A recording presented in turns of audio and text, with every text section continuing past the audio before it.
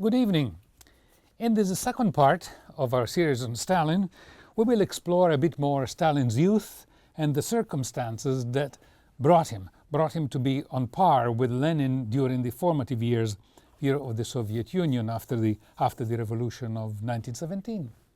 But also, in this second episode, I will be forgiven if I still delve on some general aspects of the Soviet Union and of Russia, simply because examining Stalin's life outside of the historical, geographical, and if you like, sociological background would be an even more incomplete exercise than what already is, given the limitation in time and format for our program.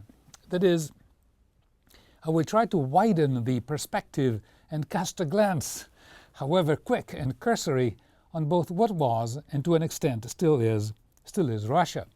Also, I would like to place the history of Russia in the context of the major developments in the history of Europe.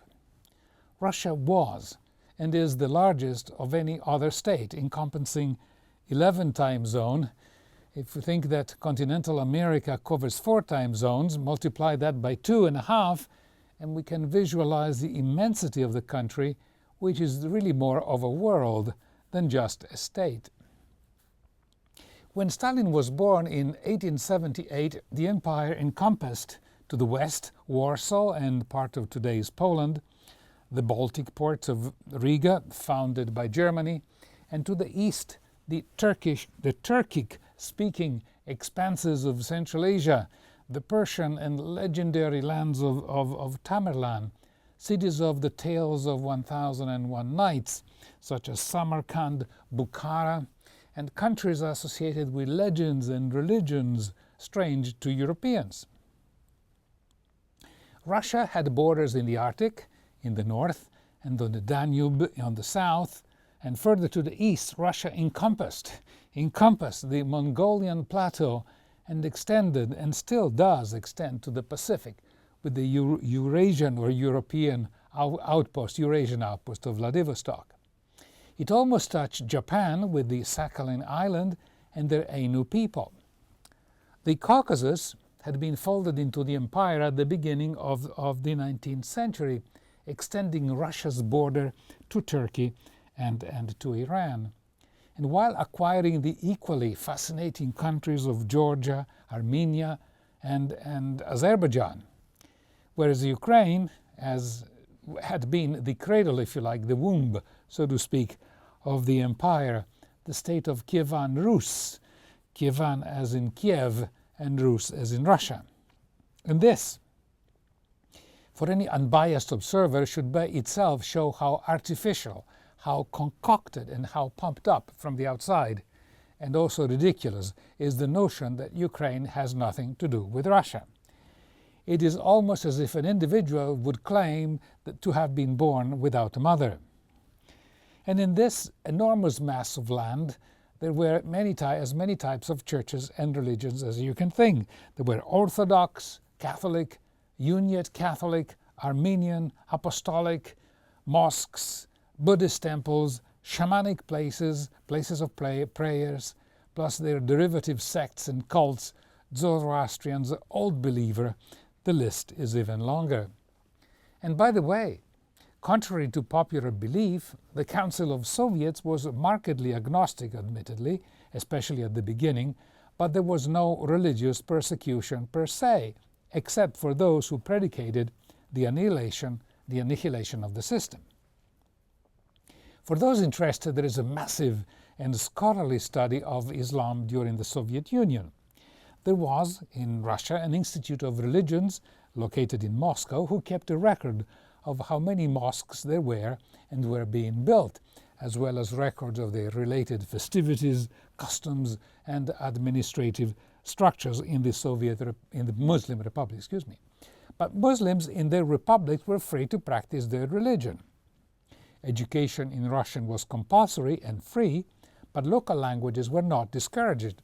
In fact, I would wager that until the CIA decided to pay and arm the Islamist Mujahideen of Afghanistan, most people did not realize that much of the Soviet Union, of the Central Asia of the Soviet Union, was Muslim, simply because the Muslim republics of the Soviet Union, conducted their own life as they had done literally for centuries.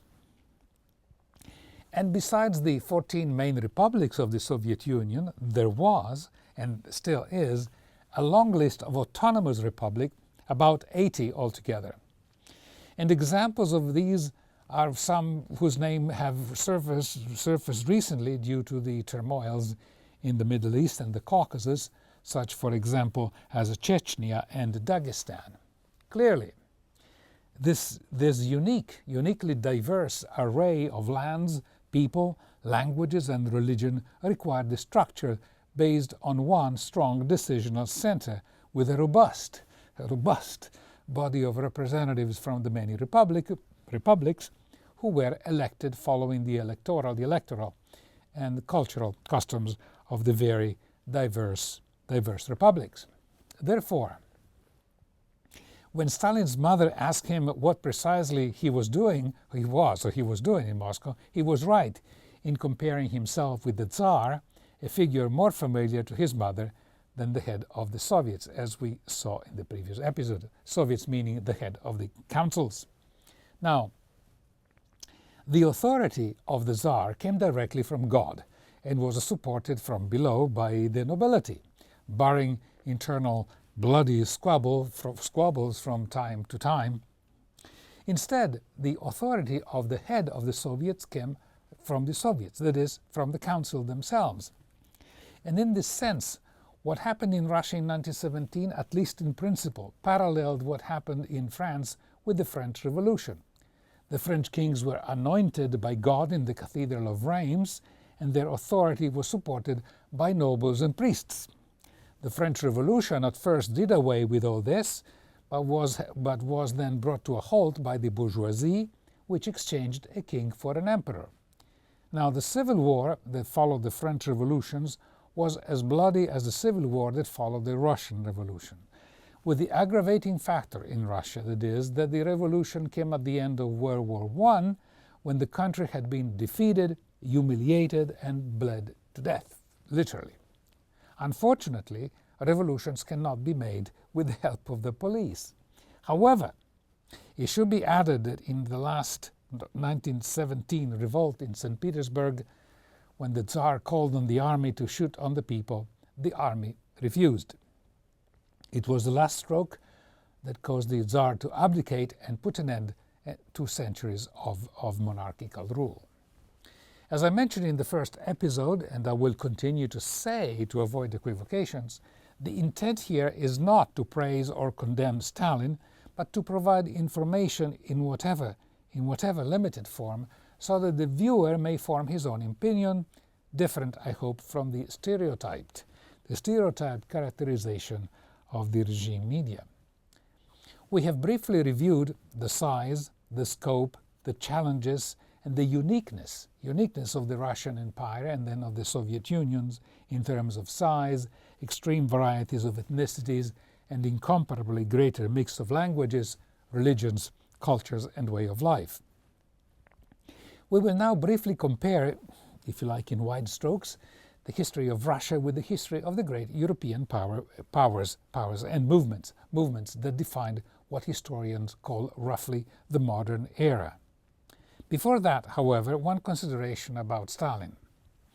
Among the towering figures of history, Stalin is not unique in having reached the top, starting, we could say, from the periphery. One such other character was Napoleon, who was born in 1769 in Corsica, an island in the Mediterranean that had been annexed to France only the year before, annexed from the ancient Italian Republic of Genoa. Napoleon spoke French with a strong Corsican accent, just as Stalin spoke Russian with a strong Georgian accent. Napoleon's humble origins did not prevent him from becoming the hereditary emperor of France and almost emperor of Europe, had it not been for England and for Waterloo. Another such character was Adolf Hitler, whom we could call a plebeian, whose original nationality was not even German, but, as you know, Austrian. and he moved from Austria to Germany in time to join the German Imperial Army during the First World War. We could argue that this affinity of origins may also give a clue to their personalities, though from the history of the young Joseph Zagashvili, if I learned how to pronounce his name, we could hardly expect that he would search to impersonate the supreme power of an empire exerted in a way that went well beyond the power of the most autocratic among the historic emperors of Russia. Perhaps here I can interrupt to give you a short anecdote about Stalin when he had become the head of the Politburo already and ruler of the Soviet Union. Now, if we did not know anything about him and were to judge him simply by looking at his facial features, we may think perhaps of a prosperous farmer, maybe a merchant, more of a merchant than an industrialist. In any event, someone dedicated more to more practical than intellectual matters. But this judgment would be wrong. It would be a wrong assessment. Stalin was an avid reader. When he died, his library amounted to about 20,000 volumes. He read incessantly and had a habit, like many of us, of making notations and comments on the margins of the books he read. And there are about, apparently or allegedly, 5,000 books that have his own handwritten notation and comments. Now to the anecdote. Among university reforms and developments undertaken by the Soviet Union, linguistics acquired a notable importance. And Stalin's many interests included linguistics, with special emphasis on the Georgian language. In his youth, he had even composed poems in Georgian, and some of them had been published. At the time of this anecdote, the Soviet guru in the field of linguistics was someone called Nikolai Marr, half Scottish and half Georgian. In reality, he was more of an archaeologist than a linguist, but for reasons irrelevant to anecdote, Marr was the undisputed and unquestionable authority in the field. And this Marr proposed theories that other diligent and qualified scholars could not accept. However, in the climate of the times, objections to the approved ideological line put the objector in the camp of the heretics, often with unhappy consequences. In Georgia, the leading expert of the Georgian and Caucasian languages was a certain Professor Chikobawa. He had been dismissed from his post as a lecturer by the secretary of the Central Committee of the region for being an anti-Marian, Mar being, as I said, the guru. And therefore this Professor Chikobawa was an anti-guru. Was defined as a Trotskyite in linguistics and had other similar disqualifications. Now, many other professors, that is, of linguistics in Russia, dismissed for similar reason, had written or wrote to Stalin, but their letters never reached him. Professor Chikobawa instead found a friend who made sure that his letter would reach Stalin via Stalin's personal assistant. On reading the letter, Stalin summoned Professor Chikobawa to his dacha at Kuntsevo near Moscow, along with 3 other Georgian linguistic academics. I will skip the details of the session at Kuntsevo that lasted until 7 o'clock in the morning, all night, with Stalin discussing with the Chikobawa professor his massive dictionary of the Georgian language, as well as other linguistic-related issues. Late, during that very night, Stalin called by phone the commissar in the Caucasus who had dismissed the non-Orthodox linguistic teachers in Armenia and in Georgia. Stalin asked the commissar about the two dismissed professors. Did he know about them? And the commissar acknowledged that he did, but said that they were not at their post at the moment. And so Stalin asked, where are they? Who are they actually? And so the commissar said, they are scholars, academicians, he said. At this, Stalin said, and I thought they were accountants who can lose their job in one place and be placed in another. "You were much in a hurry, Comrade Arutinov," which was the commissar's name. "You were much in a hurry, Comrade Arutinov, too much in a hurry." At that point, and very late at night, the terrified commissar summoned his aides. He went immediately to the house of one of the dismissed professors and told him that he had just been appointed director of the Republic's Institute for Languages, to which the professor replied, "Could this news have not been waited until the morning?" Eventually, Stalin himself wrote an article on the Pravda titled "On Marxism and Linguistics," which was broadcast through the land and read by a famous announcer, the same announcer who had also read all the orders of the Supreme Commander-in-Chief during World War II. And naturally, the course of linguistics ceased to be based on the notion that language reflects the class struggle, which was the position of the guru in the field, as I said before. The point here is that through a coalition, if you like, of circumstances impossible to detail and to determine in detail here, a climate had developed whereby an approved, if you like, line of thought acquired the characteristics of indisputability. And this even in cases of which Stalin did not know or hardly knew anything about it. This culture, if you like, for lack of a better word, is hardly unique to the Stalin era. But what makes it more noticeable or noteworthy is a certain ironic and humorous undertone. But I would argue that you find similar situations and characters in the Russian classics, characters which you could not and will never find, for example, among the novels of Balzac, just to mention a name. Some of you may argue that such set of circumstances and attitudes could not take place in a democracy such as the United States. And I argue that similar situations occur in America as well. But America is the undisputed king of public relations, of spin, of Orwellian newspeak, and Orwellian crime think. And one example is enough. 2 years ago, Israel, as you know, invaded and bombed Gaza, razing it to the ground, with over 1,500 people dead, of whom about 500 were children. It was, if you like, an orgy of barbaric destructions. And yet, not one among the 550 senators and congressmen in the country dared to utter one word of condemnation, with everybody repeating like veritable parrots that Israel has the right to defend itself. Equally, there are records of academics demoted or dismissed for deviating from the accepted ideology. And as Oscar Wilde said, truth is a matter of style. Or, we could say, truth is a matter of how you massage the facts.